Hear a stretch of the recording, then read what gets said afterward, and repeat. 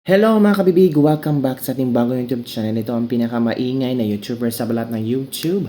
Ako si Kabibig, maglabag-labag na ta with evidence. Naku po, hindi na talaga nakapagtimpi, hindi nakapagpigil si Ivana Alawi. Bakit Kabibig? Nagsalita na si Ivana Alawi. It's against the Marcos administration. It's against the BBM administration. Bakit? Talagang yung galit, yung poot ng maraming Pilipino, parang si Ivana Alawi na ang isang bagsakan sa gobyernong ito. Naku, nakakuha ng simpatya si Ivana Alawi. Knowing, alam naman natin si Ivana Alawi, nagkaroon ng kontrobersya hinggil sa link-link ng cellphone-cellphone. At napag-usapan ito na para yatang pinagmumulta ng 1 million pesos. Oh, ito naman ang reply ni Ivana Alawi ha. Makinig ang BBM admin kasi parang isang supalpal to at nakakuha si Ivana ng maraming simpatya. And the same time mga kabibig, ano kaya ang isasagot ni Claire Castro?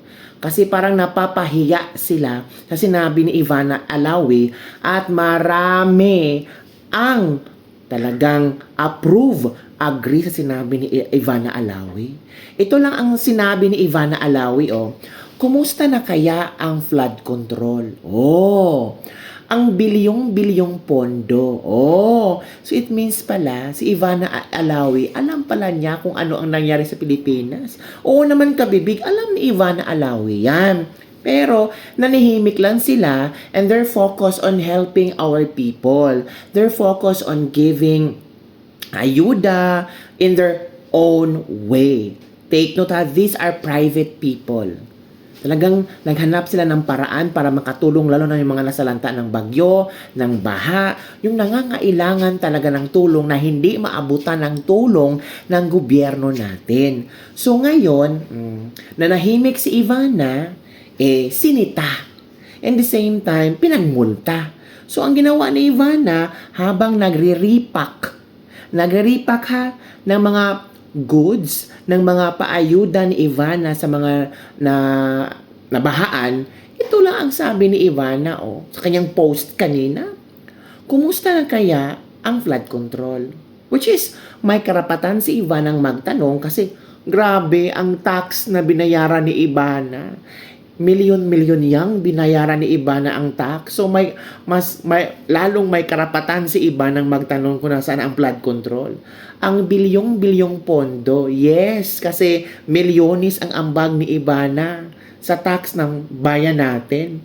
Habang may Pilipinong lumulubog sa baha, sorry, hindi kami makakalimot. Halak! Strong words coming from Ivana. Huwag tayong gumawa ng ibang issue, para matakpan ang mga pinaka-importanting issue.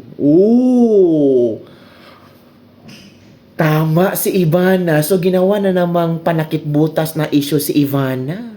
Kasi alam naman nila, kung si Ivana Alawi ang pinag-uusapan, lalo na yung mga link-link, yung mga cellphone-cellphone ni Ivana, posibleng maging hatak ito ng maraming Pilipino at pag-uusapan ito. Pero, sinagot ni Ivana. Oo. Bakit? May karapatan naman si Ivana.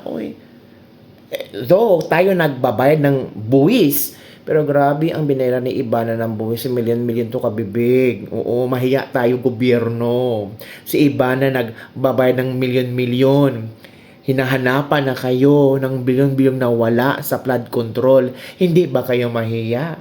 Sabi ni Ivana, parang sinabi lang ni Ivana ba, huwag niyo akong gamitin para pagtakpan ang totoong issue ng bansa natin. Which is true. Huwag niyong gamitin si Ivana Alawi para pagtakpan ang totoong issue ng bansa natin. Yung flood control anomalies.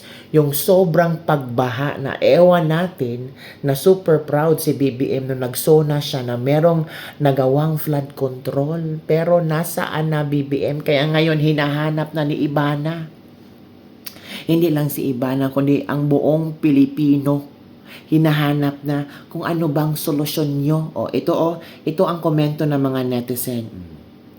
Hello, paano makuha ang simpatya daw? Natural.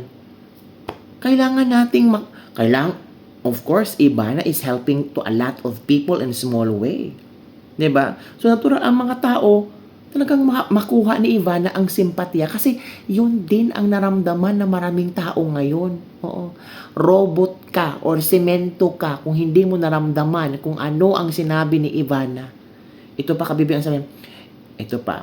Ito pa oh. Totoo nga naman sa dulo ng kumusta Ivana? Oh, ito ha.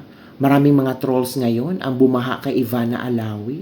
Marami ang tawag dito, marami ang tawag dito ha, kinomentuhan si ito kabibig oh. Nag-pack si Ivana Alawi ng mga food packs, 'di ba? Oh. Sabi ng netizen, kaya ka nababalita kasi inuunahan mo daw ang palasyo. Go, Ivana. Magagalit na naman si Auntie Claire niyan. Ito pa, sabi, ito ang magandang relief, hindi stuffed toys. Oy, ang galing ni Ivana. Ito pa kabibig, diretso tulong na agad, huwag idaan sa barangay para maging iba talaga si Ivana Alawi. Kami na bahala magpaliwanag ng mga fans mo kay Auntie Claire. Kasi itong si Auntie Claire, ang chika-chika daw. I don't know kung totoo ito kabibig ha. Ang chika-chika daw, sinabihan daw si Ivana na wala akong problema sa pagtulong mo. Pero konting respeto naman iha. Gawain niya ng Pangulo. Huwag mo sanang pangunahan. Totoo kaya sinabi ito ni Claire Castro kabibig? Wait, Claire, wag ka naman ganyan. Maraming mga private citizen ang talagang gustong tumulong sa mga tao, lalo na kung sobra-sobra ang kanilang biyaya at blessings, or kahit konti lang ang kanilang blessing at gusto na mag-share, hayaan mo, day. Kasi meaning dyan, hindi nagampanan ng Pangulo ang dapat niyang gampanan sa mga taong nangangailangan ng kayang tulong. So, reality check. Nasampal kayo ni Ivana. 'Di ba?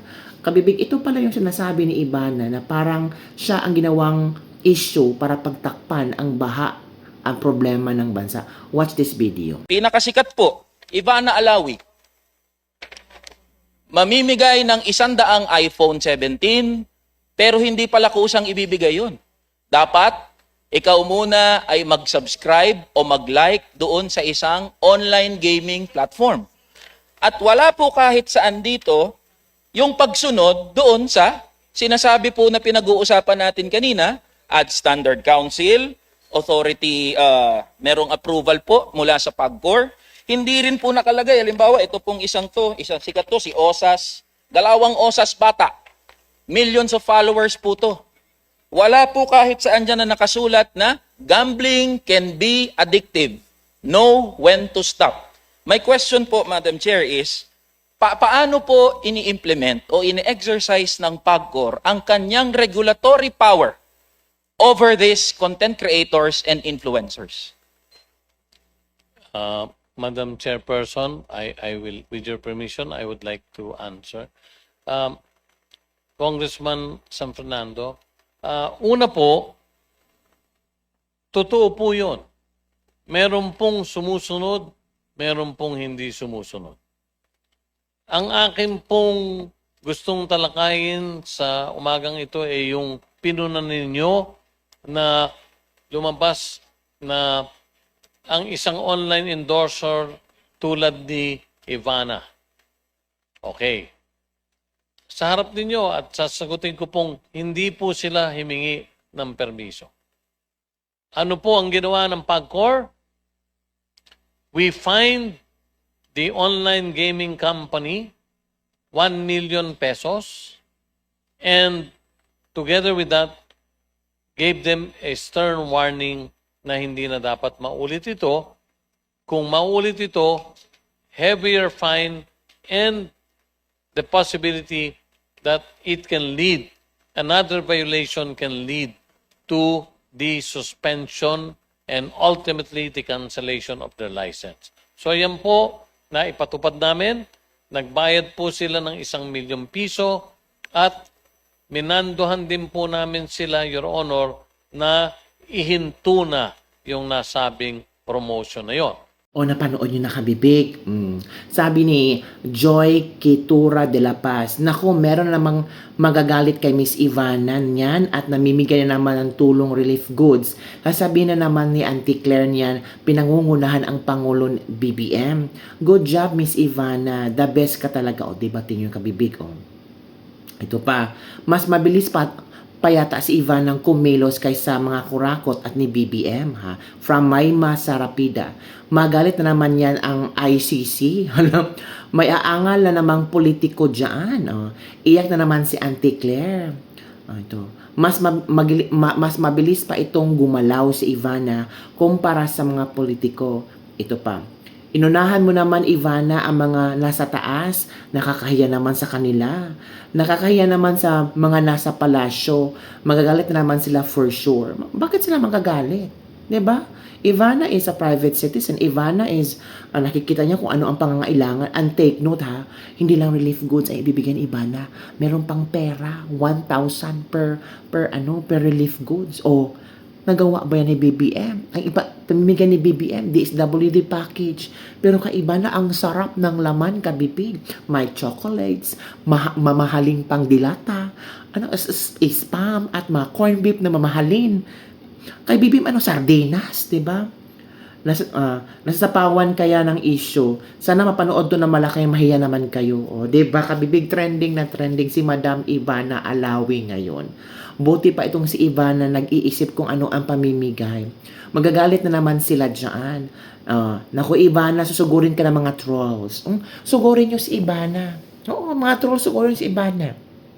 Laitin nyo si Ivana at kung ano-ano pang gawin nyo kay Ivana. Pero si Ivana, hindi yan mapapatinag. Tutulong pa rin yan.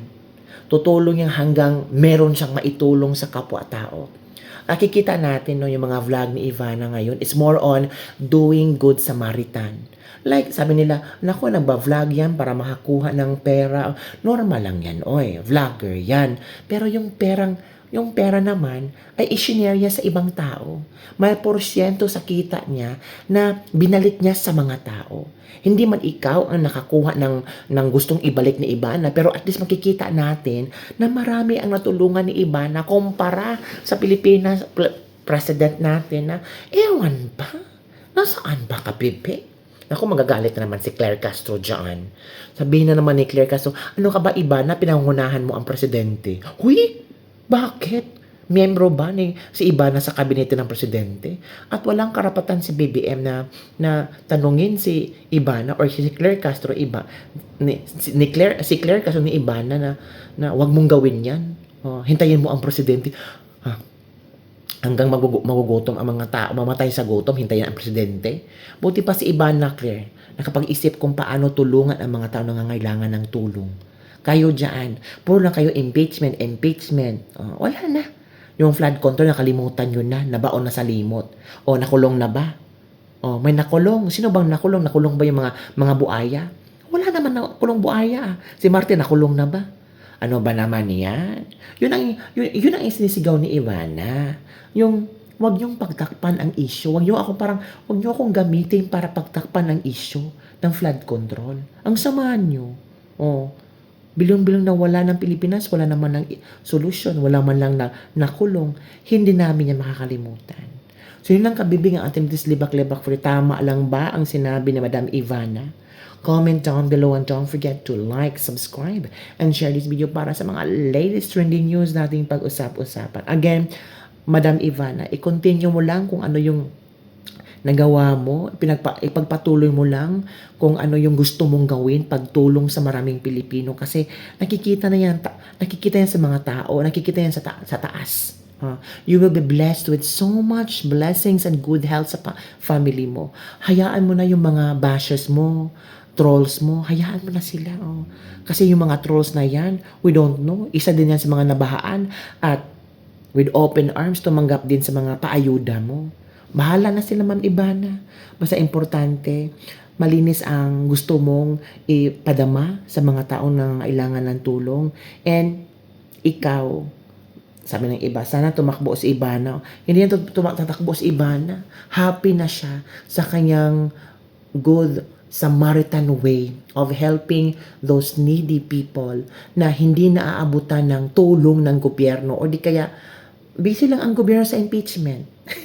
Yun lang kabibig. Bye everyone. See you next time.